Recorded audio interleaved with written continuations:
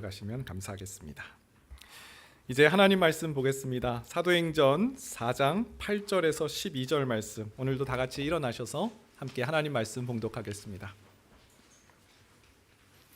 사도행전 4장 8절에서 12절 한 목소리로 합독합니다. 시작. 이에 베드로가 성령이 충만하여 이르되, 백성의 관리들과 장로들아, 만일 병자에 행한 착한 일에 대하여 이 사람이 어떻게 구원받았느냐고 오늘 우리에게 질문한다면 너희와 모든 이스라엘 백성들은 알라. 너희가 십자가에 못 박고 하나님이 죽은 자 가운데서 살리신 나사렛 예수 그리스도의 이름으로 이 사람이 건강하게 되어 너희 앞에 섰느니라. 이 예수는 너희 건축자의 버린 돌로서 짐 모퉁이의 머릿돌이 되었느니라. 다른 이로서는 구원을 받을 수 없나니 천하 사람 중에 구원을 받을 만한 다른 이름을 우리에게 주신 일이 없음이라 하였더라. 아멘. 자리에 앉으시겠습니다.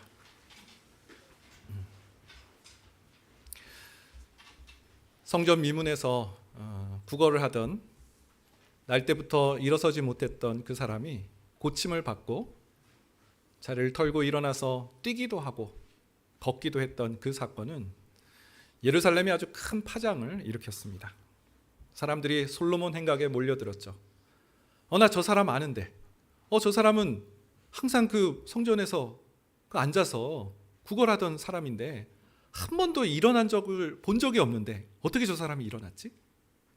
또 그 옆에 있는 베드로와 요한을 보면서 저 사람들이 고쳐졌나 보다 신기해하면서 이 소식을 들은 사람들이 솔로몬 행각에 모이기 시작했습니다. 베드로가 이때 예수님을 증거하죠. 첫 번째, 왜 우리를 주목하느냐? 마치 우리의 경건과 권능으로 이 사람이 일어난 것처럼 왜 우리를 주목하느냐? 이 사람이 일어난 것은 예수 그리스도를 믿는 믿음으로 완전히 낫게 된 것이다. 너희도 회개하여 죄사함을 얻으라. 그리하면 새롭게 될 날이 오게 될 것이다. 이 짧은 메시지에 사람들은 반응하기 시작합니다. 성경은 이날에 예수님을 믿은 사람들이 남자만 약 5천 명이 되었다 소개합니다. 여러분, 당시 사회는 이 남성 가부장적인 사회잖아요. 남자가 가장이 예수님을 믿었다라는 것은 그 집이 다 예수님을 믿었다는 뜻입니다. 여자와 어린아이들까지 합치면 15,000명에서 2만 명이나 되는 사람이 그날에 회심했다는 겁니다. 고고학자를 추정하기를 당시 예루살렘 인구는 적으면 8만, 많으면 20만을 추정합니다. 그러니까 15,000명에서 2만 명이나 되는 사람이 회심했다면 이날에 예루살렘의 모든 대부분의 사람들이 이 소식을 들었고 이 소식 앞에 반응한 사람이 절반에 가까웠고 4분의 1에 가까웠고 10분의 1에 가까운 숫자 이 사람들이 이 복음을 듣고 회심했다라는 것이죠. 그런데요, 성경에서 보면 이 하나님의 역사가 강하게 일어날 때 사단의 공격과 방해도 강하게 일어나는 것을 보게 되죠. 오늘 사도행전 4장에서도 그렇습니다. 예수님을 믿는 믿음으로 이 사람이 낫게 되었다. 너희도 회개하며 죄사함을 얻으라. 그리하면 새롭게 될 날이 올 것이다. 이 부활의 주님을 증거하며 전하는 것을 싫어하고 방해하는 사람들이 나타납니다. 사도행전 4장 1절과 3절을 보게 되면 1절에 3절을 보게 되면 사도들이 백성에게 말할 때 제사장들과 성전 맡은 자와 사두개인들이 이르러 예수 안에 죽은 자의 부활이 있다고 백성을 가르치고 전함을 싫어하여 그들을 잡음에 날이 이미 저물었으므로 이튿날까지 가두었으나. 누구입니까? 제사장들, 성전 맡은 자. 성전 맡은 자는 성전의 경비대장을 말하는 겁니다. 그리고 사두개인이 나옵니다. 이 사두개인들은 유대인의 한 당파인데요, 소수 당파이긴 하지만 하스모니아 가문 사람들입니다. 권력, 지배층에 있던 사람들이고요. 이 사람들의 특징은 모세오경만 믿는 사람들이에요. 창출 내이신 이 모세오경, 모세가 기록한 이 성경만이 하나님 말씀이다라고 믿는 사람들이에요. 근데 이 모세오경에 부활에 관한 기사가 없어요. 모세오경에 부활에 대한 기사가 없다. 그래서 죽은 사람이 다시 살아난다는 건 있을 수 없는 일이다. 부활에 대해서 가르치고 전하는 것을 싫어하는 사람들이죠. 당장에 두 사도를 체포해버립니다. 그리고 바로 다음 날 공회가 열립니다. 여러분, 이 진행되는 이 사건들이 일사천리예요. 공회라는 게 뭡니까? 보통 산헤드린 공회라고 붙이는데 이 공회라는 이름은 모힘, 히브리어로 산헤드린이라고 합니다. 그래서 산헤드린 공회라고 이름 붙입니다. 대제사장이 의장으로 있고 종교 지도자들, 사두개인, 바리새인들이 70명의 종교 지도자들이 이 유대 이스라엘의 최고 의결 기관, 재판을 하는 그 기관이 공회입니다. 성경은 이날 참석한 공회 멤버들 이름까지 밝히고 있어요. 5절 6절인데요. 이튿날 관리들과 장로들과 서기관들이 예루살렘에 모였는데 대제사장 안나스와 가야바와 요한과 알렉산더와 및 대제사장의 문중이 다 참여해요. 대제사장 안나스, 가야바. 복음서를 좀 읽어보신 분들은 이 이름이 되게 친숙할 겁니다. 바로 예수님을 십자가에 못 박으라 결정했던 것도 바로 산헤드린 공회인데 그 공회를 주관했던 사람, 그 공회 의장이었던 사람이 바로 안나스 그리고 가야바입니다. 안나스와 가야바는 장인과 이 사위 사이입니다. 그런데 이제 약 2달이 지났어요. 여러분, 예수님이 십자가에 못 박힌 날은 6월절이에요. 6월절에 예수님은 십자가에 못 박혀 죽으셨는데 그리고 3일 만에 부활하셨죠. 그리고 오순절 날이 성령의 역사가 임했어요. 6월절부터 오순절까지는 약 50일이 지난 시점입니다. 예수님은 십자가에 못 박으시고 3일 만에 부활하신 다음에 약 40일 정도 이 땅에서 계시다가 승천하셨는데 승천하신 후에 열흘 만에 오순절 사건이 있었던 거예요. 오순절에 성령의 역사가 임했고 이제 사람들이 은혜를 받고 복음을 이제 전하기 시작했는데 얼마 되지 않은 시점에서 성전 미문에 기도하러 간 베드로와 요한 사건이에요. 그러니까 이전 공회가 불과 2달여 전에 십자가에 못 박았던 그 공회가 있었던 거예요. 그리고 지금 예수님의 제자들을 죽이기 위한 그런 공회가 열리기 시작했다라는 거죠. 그들은 묻습니다. 사도행전 4장 7절. 사도들을 가운데 세우고 묻되 너희가 무슨 권세와 누구의 이름으로 이 일을 행하였느냐. 한마디로 출처를 묻는 거죠. 너희 어디서 온 사람들이냐? 너희는 누구를 믿는 사람이냐? 누구의 이름으로 이 일을 행했느냐? 이에 베드로가 대답을 합니다. 베드로가 뭐라고 대답합니까? 8절. 이에 베드로가 성령이 충만하여 이르되 백성의 관리들과 장로들아. 지난주에도 참 베드로가 성령 충만해서 막 일어나 걸으라 되게 짧게 명령조로 얘기한다고 했잖아요. 저는 베드로가 성령 충만해서 백성들의 관리들과 장로들아라고 이렇게 호칭하는 이 모습에서 굉장한 영적 권위를 느꼈습니다. 저 사람들은 나를 죽일 수도 있는 재판관이야. 저 사람들은 나를 죽일 수도 있는 그런 권력을 가진 사람, 이런 두려움이 없어요. 저 사람들은 백성의 관리들과 장로들이야 하면서 너희들이 그 사람들이다. 그러면서 이제 설명하는 거예요. 4장 9절 10절에 보니까 만일 병자에게 행한 착한 일에 대하여 이 사람이 어떻게 구원을 받았느냐고 오늘 우리에게 질문한다면 너희와 모든 이스라엘 백성들은 알라. 너희가 십자가에 못 박고 하나님이 죽은 자 가운데 살리신 나사렛 예수 그리스도의 이름으로 이 사람이 건강하게 되어 너희 앞에 섰느니라. 여러분, 지금 베드로가 지금 재판받는 사람 맞습니까? 신문을 받는 사람이 맞습니까? 너 출처가 어디야? 너 어디서 왔어? 너 무슨 이름으로 지금 이런 일을 하는 거야? 라고 묻는 사람들에게 오히려 그 질문에는 대답도 안 해요. 오히려 다시 질문합니다. 너희 나에게 출처를 물어봤는데 너희 진짜 궁금한 것은 우리가 행한 이 착한 일에 대해서 궁금한 거 아니니? 이 사람이 어떻게 구원받았는지 그거에 대해서 질문한다면 우리가 대답해 줄 수 있어. 바로 나사렛 예수 그리스도의 이름으로 이 사람이 완전히 낫게 된 거야. 이 베드로가 이 성령 충만해서 어떻게 이 일이 됐는지를 설명합니다. 그리고 이 설명으로 그치지 않아요. 여기서 복음을 전합니다. 예수님을 소개해요. 여러분, 지난주에 이 솔로몬 행각에 모였던 사람들에게 베드로가 예수님을 전할 때 너무 지혜롭게 전했다라고 말씀드렸잖아요. 예수님을 소개를 어떻게 했어요? 아브라함의 하나님, 이삭의 하나님, 야곱의 하나님께서 그의 종 예수 그리스도를 영화롭게 하셨다. 솔로몬 행각은 유대인들이 그 율법을 강론하는 자리라고 했어요. 그 자리엔 대부분 유대인들이 모였어요. 유대인들이 누굽니까? 자신을 아브라함의 자손이라는 것을, 아브라함의 후손이라는 것을 아주 자긍심을 갖고 있는, 자신이 아브라함의 자손이라는 것이 자신의 구원 사건과 직결된다고 믿기 때문에 그 뿌리를 늘 중요시하는 사람들이잖아요. 근데 예수 그리스도를 아브라함의 하나님의 종이라고 설명하니까 그들이 마음문을 활짝 연 거예요. 이전에 예수님에 대해서는 정치 선동가, 성전을 파괴하는 자, 먹기를 탐하는 자, 이런 예수님에 대한 그런 흑색 비방에 예수님에 대해 오해했던 사람들이 그 베드로의 메시지에 회심하는 사건이 일어났잖아요. 그런데 오늘 이 공회에 모인 대제사장들을 향해서도 예수님을 소개하는데요, 기가 막힌 방법으로 설명을 합니다.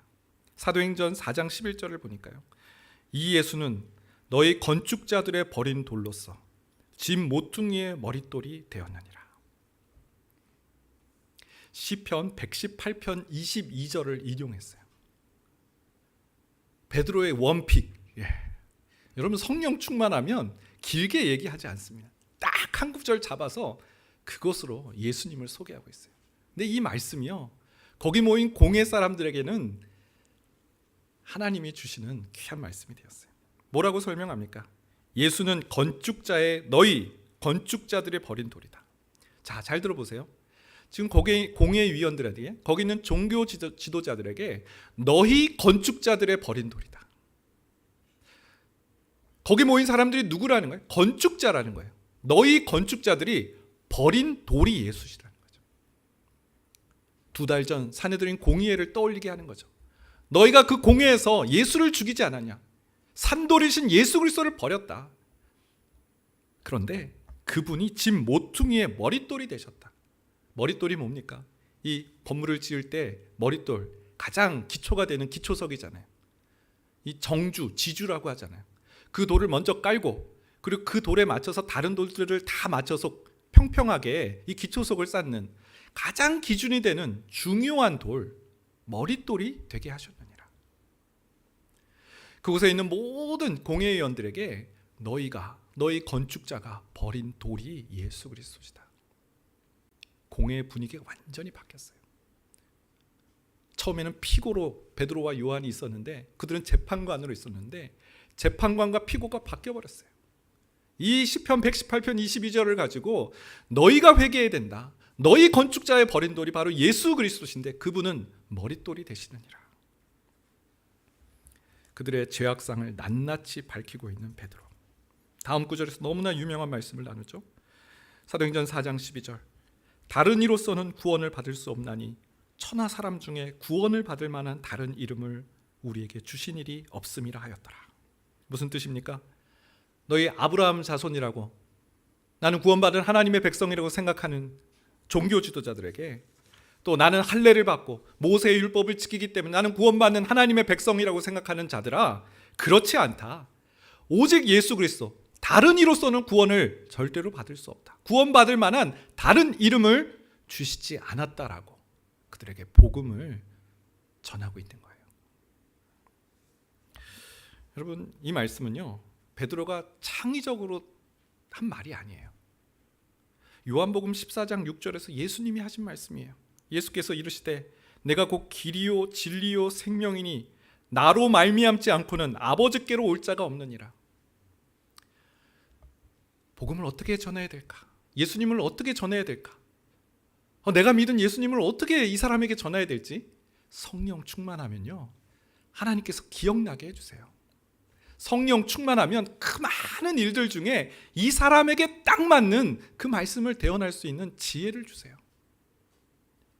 예수님이 하셨던 말씀, 내가 길이요 진리요 생명이 나로 말미암지 않고는 아버지께로 올 자가 없다라는 그 말씀을 들은 것을 베드로가 기억해서 다른 이로서는 구원받을 수 없다. 천하 인간의 다른 이름을, 구원받을 만한 다른 이름을 주신 적이 없다라는 말로 이 베드로가 이거를 다시 설명하는, 예수님을 그렇게 설명해 나가는 이 지혜로운 모습을 보게 됩니다. 공회원들이 깜짝 놀라요. 사도행전 4장 13절에 보니까요, 그들이 베드로와 요한이 담대하게 말함을 보고 그들을 본래 학문 없는 범인으로 알았다가 이상히 여기며 또 전에 예수와 함께 있던 줄도 알고. 두 가지 이유로 공회의원들이 놀랬는데, 첫 번째는 베드로와 요한이 원래는 학문 없는 범인으로 알았다가, 학문이 없다라는 것은 이제 랍비 교육을 받지 않았다라는 뜻이에요. 그런데 시편 말씀을 전하는 거예요. 누군가에게 율법을 가르쳐 준 적이 없는 사람인데, 그런 교육을 받은 사람이 아닌데 시편으로 공회에 있는 사람들에게, 종교 지도자들에게 그 말씀을 인용하면서 전하니까 얼마나 놀랐겠어요. 또 한 가지 놀란 사실은 전에 예수와 함께 있던 줄도 알았대요. 불과 2달 전이니까요. 이 사람들은 알았어요. 저 베드로가 어떤 사람이었다는 걸.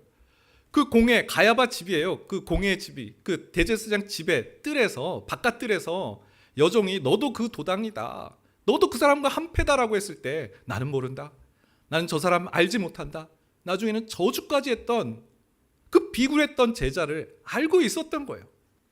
근데 불과 얼마 지나지 않아서 완전히 달라진 이 제자들의 모습을 보면서 이상히 여기고 신기해하는 이 공회의원들을 보게 됩니다.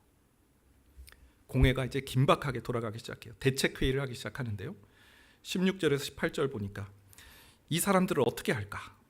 그들로 말미암아 유명한 표적 나타난 것이 예루살렘에 사는 모든 사람에게 알려졌으니 우리도 부인할 수 없는지라. 이것이 민간에 더 퍼지지 못하게 그들을 위협하여 이후에는 이 이름으로 아무에게도 말하지 말게 하자 하고 그들을 불러 경고하여 도무지 예수의 이름으로 말하지도 말고 가르치지도 말라 하니. 공회의 대책은 뭡니까? 이 사람이 이 날 때부터 안진뱅이였던 사람, 못 걷는 사람, 나이가 40이라고 했어요. 40년 가까이 일어나지 못한 사람이 딱 서 있는 거예요. 공회에 같이 있는 거예요. 눈에 보고 있는 거예요. 이건 우리도 부인할 수 없는 일이다. 그러니 이 사람이 어떻게 일어났는지, 부활하신 예수 그리스도를 믿음으로 이 사람이 일어났다, 고침을 받았다, 완전히 낫게 됐다라는 이 말만은 전하지 못하게 하자. 그래서 위협하고 경고한 겁니다. 여러분, 종교 지도자들의 말을 들어보세요. 스스로를 지금 부정하고 있어요. 여러분, 유대인들은 예수님께 줄기차게 뭘 구했죠? 표적을 구했어요. 표적을 보여주십시오. 그러면 우리가 믿겠나이다. 근데 지금 표적이 일어난 거잖아요. 이 일은 하나님만이 하실 수 있는 놀라운 일이라는 사실을 그들이 목격했어요. 근데 부정해요. 부인해요. 믿지 않아요. 너희 건축자들의 버린 돌이 바로 예수 그리스도. 복음을 들었어요. 복음 앞에 반응해야 되는데 반응하지 않아요. 그들이 가진 기득권, 그들이 가진 그 체제, 그거를 옹호하기 위해서 회개하지 않고 돌이키지 않습니다. 그리고 오히려 반대로 회유합니다. 위협해요. 너희들 알지? 우리가 너 죽일 수도 있는 거 알지? 지금까지 이런 불문으로 붙일게. 이제 앞으로 예수의 이름에 옛자도 꺼내지 마. 이렇게 위협한다는 것이죠. 자, 베드로가 이에 대해서 어떻게 대답을 할까요? 오늘 말씀의 포인트입니다. 사도행전 4장 19절 20절인데요. 우리 같이 한번 읽어보도록 하겠습니다. 시작. 베드로와 요한이 대답하여 이르되 하나님 앞에서 너희의 말을 듣는 것이 하나님의 말씀을 듣는 것보다 옳은가 판단하라. 우리는 보고 들은 것을 말하지 아니할 수 없다 하니. 단호히 거절합니다. 너희 말을 듣는 것이 하나님 말씀을 듣는 것보다 옳은가 판단해봐라. 우리는 보고 들은 것을 말하지 않을 수 없다. 여러분, 우리는요 이렇게 깊이 뭔가 들어가는 거에 대한 두려움이 있잖아요. 주저함이 있잖아요. 제가 목회자가 됐을 때 저희 사촌 형님이 저한테 했던 말, 교회에 너무 깊이 들어가지 마. 문득 이 생각이 나더라고요. 회유했을 때 베드로가 이 정도에서 알겠어요? 네. 왜냐하면 여기서 죽을 수도 있잖아요. 아니, 복음을 증거해야 되는데 여기서 죽으면 어떻게 해요? 또 다른 곳에 가서 예수님을 전해야 되는데 여기까지 할게요. 다른 이름으로는 구원받을 수 없다. 천하 인간의 다른 이름, 구원받을 만한 다른 이름을 준 적이 여기까지만 해도 복음을 훌륭하게 전한 거잖아요. 그런데 멈추지 않아요. 그 회유에 굴복하거나 받아들이지 않아요. 단호히 거절합니다. 우리는 보고 들은 것을 말하지 않을 수 없다. 당장 죽어도 나는 복음을 증거하며 전할 것이다 라고 그 길을 가는 겁니다. 여러분, 어떻게 베드로는 이 무서운 회유, 여기까지야? 더 나가면 안 돼? 알았어, 인정해 줄게. 근데 여기까지야 라고 말하는 그 무서운 회유를 극복하고 이겨낼 수 있었을까요? 베드로의 첫 마디입니다. 베드로의 첫 마디. 19절에 보니까 베드로와 요한이 대답하여 이르되 하나님 앞에서 너의 말을 듣는 것이 하나님의 말씀을 듣는 것보다 옳은가 판단해보라. 베드로의 중심, 베드로의 기준, 하나님 앞에서였어요. 하나님 앞에서. 자신이 살고 죽고 그것보다 더 중요한 것은 하나님 앞에서 이것이 옳은 일인가를 더 추구했다라는 것이죠. 하나님 앞에서 살았기 때문에 눈앞에 있는 종교 지도자들의 그 위협과 협박을 굴하지 않을 수 있었다는 겁니다. 스코틀랜드 종교개혁가 존 녹스라는 사람이 있습니다. 스코틀랜드, 영국의 종교개혁을 일으킨 사람. 그의 비문, 이 무덤의 비문에는 이런 말이 쓰여져 있다고 합니다. 하나님을 두려워하여 사람의 얼굴을 무서워하지 않은 전도인이 여기 누워있다. 하나님을 두려워하기 때문에 사람의 얼굴을 무서워하지 않는 전도인이 여기 누워있다. 하나님을 두려워하면 사람을 두려워하지 않을 수 있다는 메시지인 거죠. 여러분, 다윗도 그랬어요. 시편 16편 8절을 보면 내가 여호와를 항상 내 앞에 모시며 그가 나의 오른쪽에 계심으로 내가 흔들리지 아니하리로다. 항상 하나님을 내 앞에 모셨기 때문에, 그가 내 오른쪽에 계시기 때문에 내가 요동하지 않습니다. 흔들리지 않습니다. 두려움을 이겨내는 삶을 살 수 있다는 것이죠. 폴 트림 목사님이 쓰신 경외라는 책이 있습니다. 하나님을 두려워하다라는 뜻이죠. 이 책에 부제가 있는데요, 이런 부제입니다. 뒤틀린 삶을 바로잡는 힘, 경외. 어긋나버리고 뒤틀려버리고 온전하지 못한 그 삶을 다시 교정하고 삶을 바로 다시 잡는 것은 하나님을 두려워하는 경외로부터 이루어진다는 것이죠. 여러분, 우리의 고질적인 문제는 처음에는 시작을 잘 해요. 내가 주를 위해 살 거야. 내 생명 주님께 드리리. 그러나 시간이 갈수록 고난의 시간이 지속되고 위협의 갈등이 막 우리에게 닥쳐올 때 그걸 지켜낼 힘이 없다는 거예요. 여기까지만 해도 충분하지 스스로 타협하고 그 무서운 회유에 넘어지고 만다라는 것이죠. 신전 의식을 갖는 여러분 되시길 바랍니다. 코람데오라는 말 아시죠? 코람이라는 말은 앞에서, 데오라는 말은 하나님이란 뜻입니다. 라틴어인데요, 칼빈이라는 사람이 코람데오 신학을 주장했어요. 하나님 앞에서 살아갈 때 우리는 두려워하지 않을 수 있다. 사람을 무서워하지 않을 수 있다. 주님의 길을 걸어갈 수 있다라는 신학인 것입니다. 여러분, 신전의식, 이 하나님 앞에서 살아갈 때 우리는 무서운 유혹을 이길 수 있어요. 욥을 보세요. 욥기 31장 1절에서 4절에 그도 하나님 앞에서 살았던 사람이에요. 내가 내 눈과 약속하였나니 어찌 처녀에게 주목하랴. 그리하면 위에 계신 하나님께서 내리시는 분깃이 무엇이겠으며 높은 곳에 전능자께서 주시는 기업이 무엇이겠느냐. 불의한 자에게는 환난이 아니겠느냐. 행악자에게는 불행이 아니겠느냐. 그가 내 길을 살피지 아니하시느냐. 내 걸음을 다 세지 아니하시느냐. 욥은 배우자 외에 다른 이성에 눈을 돌리지 않기로, 주목하지 않기로 자신의 눈과 약속을 맺습니다. 주목하다라는 말은 아예 쳐다보지 않는다 그런 뜻은 아니에요. 주목하다는 뚫어지게, 식별하다, 그런 주의 깊게 보다 이런 뜻입니다. 그렇게 보지 않겠다. 왜요? 그렇다면 하나님께서 나에게 주실 분깃이 무엇이겠냐. 분깃이란 말은 상속사에게 주는 목이에요. 여호와의 기업, 하나님의 기업이 내게 있겠느냐는 것이죠. 하나님을 앞에 모시고 사는 삶은 성령 충만하여 사람을 무서워하지 않는 담대함을 주시는 그 삶이잖아요. 그 하나님의 영광, 하나님 주시는 담대함, 그거 다 잃어버리면 살 수 없다라는 것이죠. 내가 그래서 처녀를 주목하며 살지 않겠다라는 결단인 겁니다. 모세도 그랬죠. 바로의 그 공주, 애굽의 공주의 아들이라는 그것을 칭함을 받지 않았어요. 왜요? 하나님께서 오히려 그리스도 예수와 함께 그리스도를 위하여 수모를 애굽의 모든 보화보다 더 큰 재물로 여겼어요. 이는 상 주시는 이심을 바랐다. 모세의 관점도 상 주시는 하나님 앞에서 그 삶을 살았기 때문에 그 무서운 유혹을 이길 수 있었다라는 것이죠. 말씀을 맺겠습니다.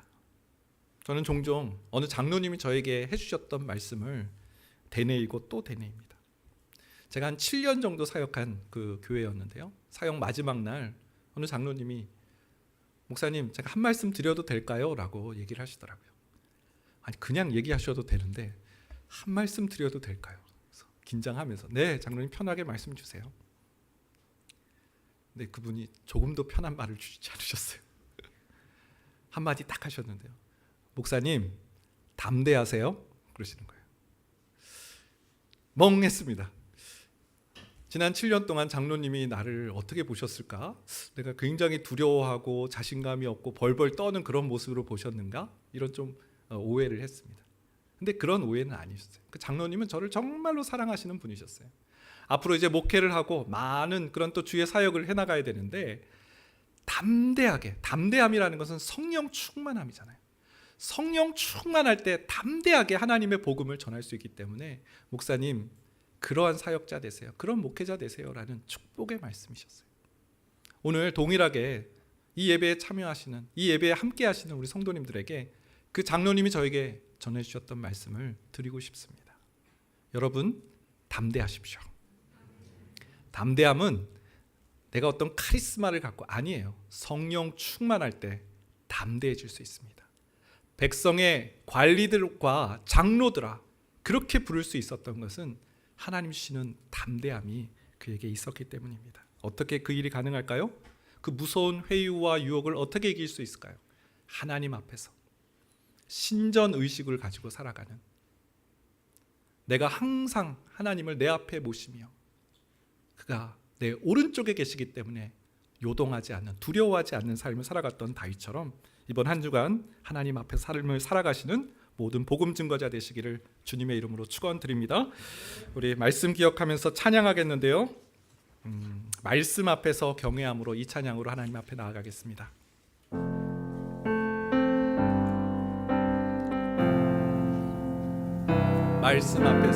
말씀 앞에서 경외함으로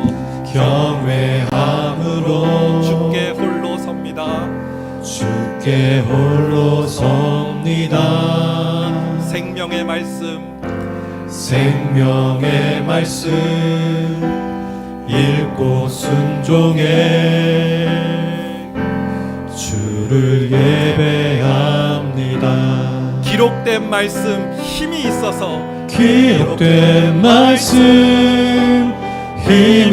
있어서 진리로 우리 거룩해 하며 거룩한 말씀 세세 영원히 복음이 되어 말씀하시네. 하나님 말씀에 두려워 떠는 자, 그 말씀에 생명을 거는 자, 한 사람 찾으시는 주님의 약속을 믿어. 하나님 말씀에 운명을 거는 자, 순종하며 주 따라가는 자, 영원한 하나님 나라 이뤄갈 주의 교회여 일어나. 하나님 말씀에 두려워 떠는 자, 그 말씀에 생명을 거는 자, 한 사람 지켜주시는 주님의 약속을 믿어 하나님 말씀에 운명을 거는 자 순종하며 주 따라가는 자 영원한 하나님 나라 이뤄갈 주의 교회요 일어나라. 우리 찬양의 가사를 기억하면서 기도했으면 좋겠습니다. 여러분 일어나셨으면 좋겠어요. 하나님 말씀에 운명을 걸고 하나님 말씀에 생명을 거는 자는 하나님께서 지켜주시고 그 영혼 일으켜 세우실 줄 믿습니다. 베드로가 어떻게 그 공회, 무시무시한 공회에서 이미 당했던 경외잖아요. 얼마나 무섭다는 거 알고 있잖아요. 그런데 거기서 두려워하지 않아요. 백성의 장로들과 관리들과 장로들아, 너희가 이 일에 대해서 묻는다면 나사렛 예수 그리스도께서 이 사람을 낫게 하셨느니라. 그는 너희 건축자들의 버린 돌이지만 모퉁이 돌이 되셨다. 예수 그리스도를 밝히 증거하며 전하는 그 무서운 회유 앞에서도 우리는 보고 들은 것을 말하지 않을 수 없다라고 선포했던 것처럼, 하나님, 우리 안에 이 두 마음 갈팡질팡하고 하나님과 세상 사이에서 늘 이렇게 혼돈하는 우리의 삶이 아니라 내 마음이 이제 하나님께 드리겠나이다. 내 운명을 이제 하나님 말씀 앞에 걸겠나이다. 내 운명과 내 생명을 주님 앞에 드리겠나이다. 하나님 앞에 온전히 우리 자신을 드리기로, 그것은 우리 자신을 버리는 것이 아닙니다. 그것은 우리를 포기하는 것이 아닙니다. 하나님 안에서의 새 생명이 우리 가운데 흘러 넘칠 줄 믿습니다. 다윗처럼 내가 항상 내 앞에 하나님을 모시는 삶, 사람을 무서워하지 않는 요동치 않은 삶이 될 줄 믿습니다. 그 삶이 이루어지기를 소망하며 함께 기도하며 나아가겠습니다. 하나님 감사합니다. 오늘 메시지를 통해서 하나님, 이 땅에서 사람을 무서워하지 않는 삶 살기를 소망합니다. 하나님을 두려워할 때 사람을 무서워하지 않을 줄 믿습니다. 공회 앞에서 조금도 하나님 갈등하거나 두려워하지 않았던 하나님 베드로를 기억합니다. 하나님, 우리는 왜 이렇게 무서워합니까? 우리는 왜 이렇게 무기력합니까? 하나님, 예수를 믿음에도 불구하고 그 능력과 그 권세를 알면서도 하나님, 우리는 왜 이렇게 하나님 갈팡질팡합니까? 하나님 앞에 살지 않았기 때문인 줄, 하나님 앞에 살지 않았던 것을 회개합니다. 주님, 이제 하나님을 내 앞에 모시며 살겠습니다. 다윗처럼 내가 항상 내 앞에 주님을 모시는 삶을 살겠습니다. 하나님 앞에서 너희의 말을 듣는 것보다 하나님의 말씀을 듣는 것이 더 옳다고, 하나님 상 주시는 이심을 보고 모세와 같이 하나님 바로의 그 아들은 공주의 아들이라는 그런 칭함을 받진 않았던 하나님 그 삶을 살아갔던 것처럼 하나님 결단하게 하여 주시옵소서. 이제 내 마음을 하나님 앞에 확정하게 하여 주시옵소서. 오 성령 하나님, 우리 한 사람 한 사람에게 하나님의 뜻을 이루어지게 하여 주시고 하나님께 운명을 걸고 하나님께 생명을 걷는 하나님 온전한 하나님 사람으로 나아갈 수 있도록 주여 도와주시옵소서. 성령님 역사하여 주시옵소서. 하나님 일하여 주시옵소서.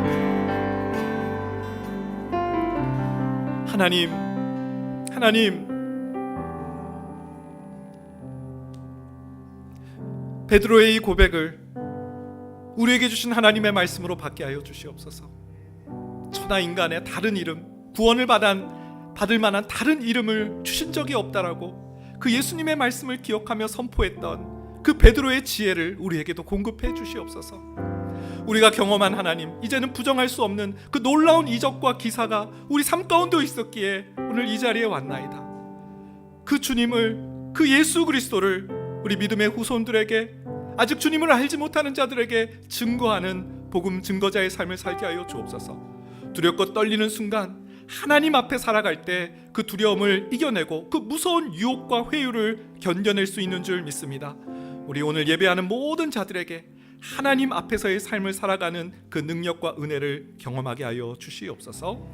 지금은 우리 주 예수 그리스도의 은혜와 하나님의 그 크신 사랑하심과 성령님의 인도 교통 위로하시는 놀라우신 은총이 하나님 앞에서 살겠습니다, 이 다짐하며 나아가는 모든 예배자들 머리 위에 지금부터 영원까지 함께 하시길 축원하옵나이다. 아멘.